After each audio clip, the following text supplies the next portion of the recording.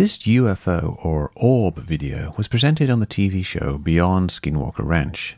It's a time-lapse video sped up about 80 times, so we see what looks like a bunch of planes flying past in the night sky. But this one object here was described as what seems to be an unidentified aerial phenomenon. And MUFON investigator Steve Priola said, that's a telltale sign that it's not an aircraft, it's not a satellite. It eliminates all man-made objects. Journalist Paul Bibbin said, that pattern of movement just makes no sense at all. Look at the... So we might well ask, as ex-CIA agent Andy Bustamante did, what on earth could that have been? That fits all the definitions of what Eric and Travis want us looking for when we are on these investigations. Change in direction, change in speed. It does not fit the normal behavioral profile of an aircraft or a satellite. I mean, that is unique. That's not an insect. No. That's not any kind of natural phenomenon. That's not any kind of natural animal. Yeah, that thing sort of breaks the mold. I recognize this as simply a plane flying towards the camera. You can see the nav lights, which sometimes alternate like this. The wiggly path is a bit odd, but not unheard of, especially for a smaller plane. Since it's flying towards us, there's perspective compression which makes it seem slower, and even slight course corrections get greatly magnified. So what was it? If we had the date, time and location, the details, we could look it up. But all we can tell from the show is that it's in the Florida Everglades at an uncertain date and time. The Skinwalker production people try to remove all timestamps from the screen, blurring them out, but occasionally they miss some.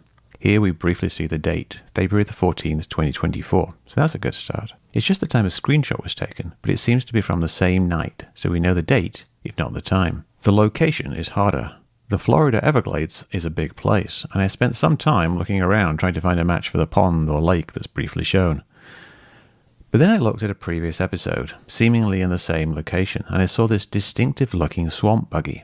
I did a bit of reverse image searching, and in a few minutes I found the exact buggy. It's owned by Dusty the Wild Man Crumb, a semi-regular on History and Discovery, so that all seems to fit. He mentioned the Big Cypress National Preserve, which was way to the northwest of where I'd been looking. He also mentioned the Oasis Visitor Center, so that seemed like a good place to start. I posted a few images from the episode to Metabunk, and people started to look. First, NorCal Dave noticed that the buggy ride seemed to happen some distance from the visitor center, so the search area widened. But then, Monkey Sage found a gate which was a close match. Comparing the street views proved it was the same place. Following a short trail led to a building by a pond, which matched the overhead shots. We got it. All that was needed then was to find the actual planes. We lacked a precise time, but they were fairly distinctive paths, so it didn't take Flarkey very long to find a candidate. N147BZ, an older, small, twin-engine PA-34. Looking at the track from a shallow angle, we saw it was wiggling a bit. This quickly led to finding other planes that matched the other lights. We then dropped them all into SITREC, my open-source UOP analysis tool, and after a bit of fiddling with the playback speed and the barometric versus GPS altitudes, it lined up perfectly. And with the wiggling path, it's perhaps one of the best matches I've ever seen. Perfect. It's this plane, 100%. So what are we to make of this? Clearly, this group of investigators are not very good at investigating. They were there. They had the advantage of knowing the exact date, time, location, and direction, but they don't seem to understand perspective, so they seem to get convinced it's not a plane. They probably didn't even check. The show is full of this type of thing, lights in the sky that are obviously planes or satellites or occasionally insects.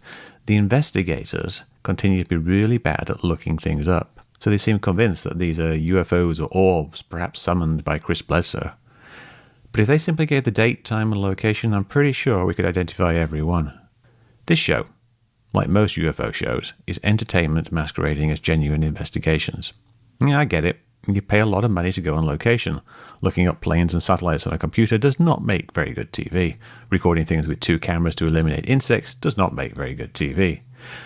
But people like Andy Bustamante and executive producer Brandon Fugel claim this is real, a real investigation.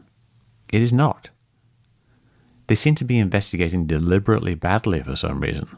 Steve Priola here is not a good investigator. He later claimed to have checked available flight tracking data and found nothing. He shared another video of the same object looking in the other direction, but that one lined up too. He said, cross-checking the timestamp with publicly available flight tracking data reveals no aircraft in the area matching the object's position or path. But he did it wrong, or not at all. And journalist Paul Bevan just really isn't being very journalistic. It's just a funny investigation for me and Metabunk, but for a lot of people this is a very real subject that is deeply personal.